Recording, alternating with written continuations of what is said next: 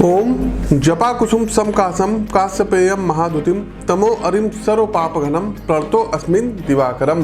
ज्योतिष के इस मंच पर मैं पंडित आशीष वस्त उपस्थित हूँ आप सभी प्रबुद्ध दर्शकों के समक्ष सूर्य गोचर से संबंधित इस वीडियो को लेकर के। और आज हम बात करेंगे कि सूर्य देव का मेष राशि में गोचर सभी राशियों के लिए कैसा रहेगा, क्योंकि सूर्य देव यहाँ पर उच्च के होने जा रहे हैं। देखिए दर्शकों, सूर्य गोचर का सीधा सा अर्थ है कि सूर्य का एक राशि से दूसरी राशि में प्रवेश करना। जब सूर्य राशि परिवर्तन करते हैं तो इसे सूर्य संक्रांति के नाम से भी जाना जाता है। वैदिक ज्योतिष के अनुसार सूर्य एक राशि में लगभग 1 महीने की अवधि तक संचरण करते हैं और इस दौरान वह विभिन्न राशियों के अलग अलग भावों में स्थित होकर के उन्हें प्रत्यक्ष या अप्रत्यक्ष रूप से प्रभावित करते हैं। 12 राशियों में से सूर्य देव सिंह राशि के स्वामी हैं और तुला राशि में नीच के होते हैं और मेष राशि में उच्च के होते हैं।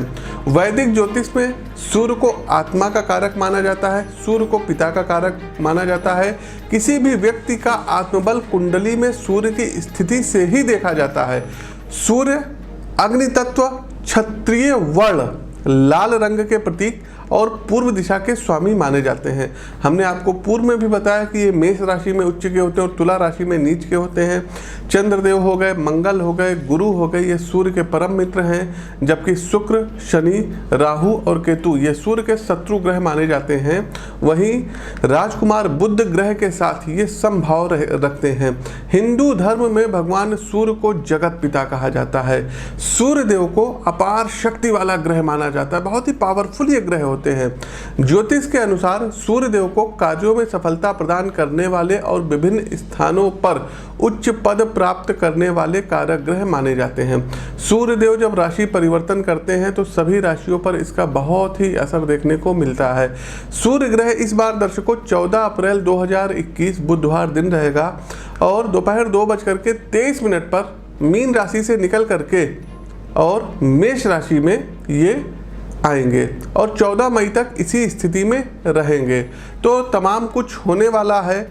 भारत के परिप्रेक्ष्य में यदि हम बात करें दर्शकों, तो 5 राज्यों के जो चुनाव के रिजल्ट आने वाले हैं वो गोचर के कालखंड की इस अवधि के दौरान ही आएंगे, चूँकि 14 अप्रैल से 14 मई तक का जो समय रहेगा इसी में रिजल्ट डिक्लेयर होंगे। हमने आपको पूर्व में भी बताया था कि पश्चिम बंगाल में भले ही बीजेपी लार्जेस्ट पार्टी बन जाए लेकिन सरकार नहीं बना पाएंगी। यहाँ पर ममता बनर्जी किसी पार्टी के सहयोग से कम बैक करती हुई दिखाई दे रही हैं। असम में दर्शकों बीजेपी सत्ता में आएगी और 80% तक चांस है कि इस बार सीएम का कैंडिडेट कोई दूसरा हो। तीसरा दर्शकों, पुडुचेरी में भी बीजेपी सत्ता में आ सकती है। केरल की बात करें तो लेफ्ट की सरकार केरल में आएगी, वाम दल की सरकार आएगी। साथ ही साथ दर्शकों एक और राज्य रह गया है और ये स्टेट बसता है तमिलनाडु। तो तमिलनाडु की इस बार की जो ग्रह गोचर इशारा कर रहे हैं, एमके स्टालिन इस बार ये मुख्यमंत्री पद पर सुशोभित होंगे। कांग्रेस के साथ इनका जो गठबंधन है वो जीतेगा और इस बार वहाँ की सत्ता परिवर्तन होती हुई दिखाई दे रही है। तो ये 5 राज्यों के जो चुनाव थे इसके बारे में हमने आपको देखिए दर्शकों बता दिया है। आप लोग इस प्रेडिक्शंस को हमारे पूर्व के भी वीडियो में देख चुके हैं और आप लोग सहेज करके इस वीडियो को रखिएगा। तो मेष से लेकर के मीन राशि के जातकों के लिए सूर्य देव का ये गोचर कैसा रहेगा इस पर हम प्रकाश डालेंगे, क्योंकि उच्च के हो रहे हैं सूर्य देव। तमाम लोगों की कुर्सी रहेगी जाएगी, बहुत कुछ इसमें होगा दर्शकों। आगे बढ़ने से पहले आपको बता दें कि प्रस्तुत राशिफल सिर्फ और सिर्फ सूर्य देव को ही मानक मान करके बनाया गया है। आपकी वास्तविक कुंडली में सूर्य देव की क्या स्थिति है और अन्य ग्रहों की क्या स्थिति है ये तथ्य भी विचारणीय रहता है। तो यदि आपके जीवन में कोई बाधाएं आ रही हैं तो आप अपनी जन्म कुंडली का विश्लेषण करवा सकते हैं। स्क्रीन के दिए गए नंबरों पर आप संपर्क कर सकते हैं। दूसरा दर्शकों, मात्र 999 में आप अपनी जन्म कुंडली को सॉफ्ट कॉपी में अपने ईमेल पर या अपने व्हाट्सएप पर या अपने गूगल ड्राइव पर हमारे संस्थान से मंगवा सकते हैं। साथ ही साथ दर्शकों, आप लोगों से विनम्र निवेदन है, इस वीडियो को लाइक कीजिए, कमेंट बॉक्स में जय सूर्यदेव लिखिए और इस वीडियो को अधिक से अधिक प्रबुद्ध जनों तक शेयर करने में हमारी मदद कीजिए। साथ ही साथ दर्शकों, जो भी भविष्यवाणी हमने पूर्व में की थी कि जब मंगल का राशि परिवर्तन हुआ था, वृषभ में मंगल देव गए थे, तो क्या हुआ था, हमने कहा था अग्निजनित घटनाएं घटित होंगी। तो उड़ीसा के जंगलों में आग लगी, इसके बाद जो है यूपी के मिर्ज़ापुर के जंगलों में आग लग गई, मुंबई के कोविड हॉस्पिटल में आग लग गई, गुजरात के प्लास्टिक फैक्ट्री में आग लग गई। उसके अलावा रेलवे में तमाम बड़े बड़े हादसे हुए हैं, जो देहरादून शताब्दी जाती है उसमें आग लग गई, लखनऊ शताब्दी में आग लग गई, तमाम बसों में आग लग गई, दुर्घटना, मतलब आग ही आग लग रही है जब से मंगल वृषभ राशि में बने हुए हैं। किसी बड़े देश में आग की घटना घटित हो सकती है, जंगल में कहीं पर आग लग सकती है, चाहे वो अमेरिका हो, चाहे वो कनाडा हो, ऑस्ट्रेलिया हो, भारत में भी किसी जंगल में, किसी वन में आग लगती हुई प्रतीत हो रही। तो ये सब देखिए दर्शकों, भविष्यवाणी है। भूकंप के फिर झटके आ सकते हैं, कोई प्राकृतिक आपदाएं आ सकती हैं, तो इन सब चीज़ों से बचना रहेगा। फिर हमने बताया था कि किसी पॉलिटिशियन की मृत्यु हो सकती है। अब आप खुद देखिए कि 2 मेंबर ऑफ पार्लियामेंट बहुत बड़ी पोस्ट होती है, बहुत बड़ा पद होता है, तो 2 लोगों की ये हो गया, और महामहिम राष्ट्रपति महोदय ये हॉस्पिटल में एडमिट हो गए। भगवान उन्हें अति शीघ्र स्वास्थ्य लाभ दे और लंबी आयु दे।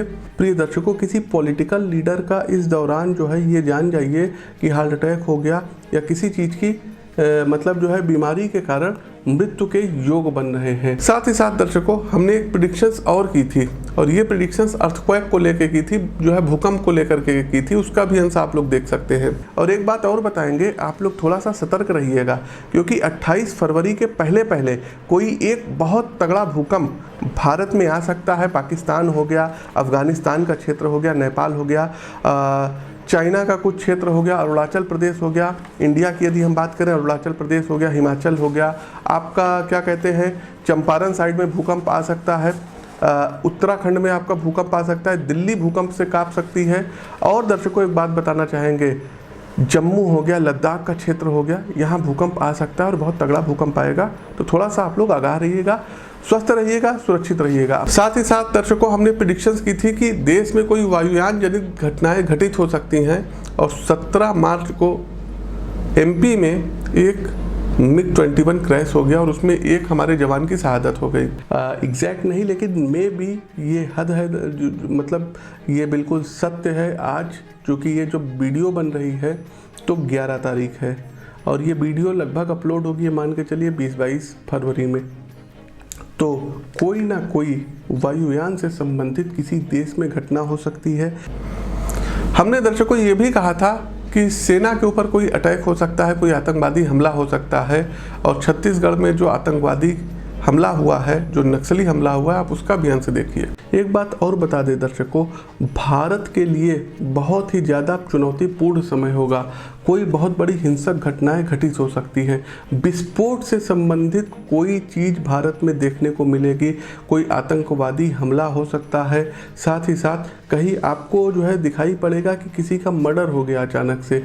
तो इन सब चीज़ों में ज़्यादा मतलब जो है वृद्धि देखने को मिलेगी। तो दर्शकों, ग्रह गोचर बहुत कुछ इशारा करते हैं, तो आपकी जन्म कुंडली में ग्रह गोचर क्या इशारा कर रहे हैं, इसके लिए तो आपको विश्लेषण ही करवाना पड़ेगा। खैर आगे बढ़ते हैं। कर्क राशि के जातकों, सूर्यदेव का ये गोचर कैसा रहेगा। देखिए, सूर्यदेव का जो गोचर कर्क राशि के जातकों आपके लिए 10वें भाव में होगा, जहां सूर्यदेव अपनी दिग्बल स्थिति या दिशात्मक शक्ति में है, या इस बात की तरफ कर्क राशि के जातकों इशारा कर रहे हैं कि इस स्थिति में मौजूद सूर्य कर्क राशि के जातकों के लिए एक नई उपलब्धियों और विकास की पटगाथा लिखने जा रहे हैं। सूर्य जो परिवार के दूसरे घर को नियंत्रित आपके करते हैं, वो इस गोचर के दौरान 10वें भाव में अपनी उच्च राशि में स्थित होंगे। क्लियर कट, साफ साफ, यदि आपकी कर्क राशि है, कोई बहुत बड़ा राजनीतिक पद आपको प्राप्त हो सकता है। यूपीएससी आप क्रैक कर सकते हैं। स्टेट सर्विस के जो भी एग्ज़ाम होंगे, इसमें मतलब बहुत ही अच्छी रैंक आपकी आ सकती है। साथ ही साथ कर्क राशि के जातकों, अभी तक याद जो है आप लोग जो है बेरोजगार थे, बेरोजगारी का धब्बा आपके ऊपर लगा था, अब बिल्कुल आप रिलैक्स हो जाइए। निश्चित तौर पर कह सकते हैं कर्क राशि के जातकों की कोई नए रोजगार का सृजन प्राप्त होता हुआ दिखाई दे रहा है। साथ ही साथ यदि आप व्यवसाय कर रहे हैं तो व्यवसाय में आपको काफ़ी मुनाफा प्राप्त होने की उम्मीद रहेगी, और साथ ही साथ आप अपनी विरासत को आगे ले जाने के लिए बेहतरीन अवसर भी इस दौरान आपको प्राप्त होंगे। चूँकि 11वें घर के स्वामी शुक्र के साथ युति में भी है, तो यह इस बात की ओर इंडिकेट कर रहा है कर्क राशि के जातकों कि सूर्यदेव जो है अभूतपूर्व लाभ आपको देते हुए दिखाई दे रहे हैं। कार्य क्षेत्र में यदि अभी तक आपको उच्चाधिकारी परेशान कर रहे थे, तो अब उनके परेशान होने का समय हो गया है। तो निश्चित रूप से आपको कुछ ताकत प्राप्त होगी, कुछ पावर प्राप्त होगा। नई सरकार का गठन हो रहा है, उसमें आपको कुछ महत्वपूर्ण जिम्मेदारियां दी जा सकती हैं यदि आप कर्क राशि के हैं। साथ ही साथ दर्शकों, जो लोग संगठन में काम करते हैं इनको कुछ नई जिम्मेदारी प्राप्त हो सकती है। कार्यक्षेत्र में उच्च पद पर आसीन होने जैसे सुनहरे अवसर आप लोगों को प्राप्त होंगे। जो भी जातक सरकारी नौकरी, प्राइवेट नौकरी या व्यवसाय के लिए कुछ भी तलाश रहे थे, तो सूर्य का ये जो गोचर रहेगा आपको अनुकूल परिणाम प्राप्त कराएगा। सरकारी क्षेत्र के तहत काम करने वाले कर्क राशि के वो जातक इस गोचर का सबसे ज़्यादा लाभ लेंगे। उच्चाधिकारियों द्वारा प्रशंसा के पात्र बनेंगे। आप छोटा सा भी काम करेंगे वो बड़ा हो जाएगा और उसमें सराहना प्राप्त करेंगे। वहीं कर्क राशि के जो लोग सरकारी कॉन्ट्रैक्ट में काम करते हैं उनके लिए भी ये समय काफ़ी अनुकूल साबित होने वाला है। बात करते हैं कर्क राशि के जातकों आपके व्यक्तिगत रिलेशन की, तो पिता के साथ आपका समय अच्छा बीतेगा। आपके पिता यदि बीमार चल रहे थे तो उनकी बीमारी अब छूमंतर होती हुई दिखाई दे रही है, उनको दवाएं लगेंगी। साथ ही साथ पिता के साथ संबंध आपके एक नए आयाम पर पहुंचने की प्रबल संभावनाएं हैं। आपके घर परिवार में किसी नवीन मेहमान का आगमन संभव है। साथ ही साथ जो गोचर कालखंड की इस अवधि के दौरान कर्क राशि के जातकों पैतृक संपत्ति और भूमि से लाभ मिलने की भी प्रबल संभावनाएं रहेंगी। देखिए, स्वास्थ्य के लिहाज से यदि हम बात करें तो ये जो गोचर रहेगा ये आपको एक नई जो है जीवन शक्ति देगा, आपको जोश देगा। तो कुल मिलाकर के यदि हम बात करें कर्क राशि के जातकों के लिए तो बहुत ही सबसे ज़्यादा अच्छा परिणाम कर्क राशि के जातकों सूर्यदेव आपको ही देंगे। उपाय के तौर पर करना क्या रहेगा? सबसे पहले अपने अंदर ईगो मत लाइएगा। दूसरा दर्शकों आपको करना क्या रहेगा? प्रतिदिन भगवान भुवन भास्कर अर्थात सूर्य नारायण को जल में लाल कुमकुम मिक्स करके आपको अर्घ देना रहेगा। रविवार वाले दिन यदि संभव हो तो नमक अवॉइड कर दीजिए। छोटे छोटे से काम करिए और निश्चित रूप से दर्शकों आपको लाभ प्राप्त होगा। और यदि हो सके तो अपनी जन्म कुंडली का विश्लेषण करवा करके एक रूबी, जिसको कि माणिक्य बोलते हैं, गोल्ड में बनवा करके राइट हैंड के रिंग फिंगर में धारण कर लीजिएगा। तो प्रिय दर्शकों, सूर्य गोचर से संबंधित प्रस्तुत राशिफल कैसा लगा कमेंट बॉक्स के माध्यम से हमें अवगत अवश्य कराइए। नए हैं तो चैनल को सब्सक्राइब करिए, बेल आइकन दबाइए। फेसबुक पेज पर देख रहे हैं तो हमारे इस पेज को फॉलो कीजिए, इस वीडियो को लाइक कीजिए, अधिक से अधिक प्रबुद्ध जनों के साथ इस वीडियो को शेयर कीजिए। अपनी वाणी को विराम देते हुए ज्योतिष के इस मंच से मैं पंडित आशीष वत्स आप सभी प्रबुद्ध दर्शकों से विदा लेता हूँ। नमस्कार, जय श्री राम।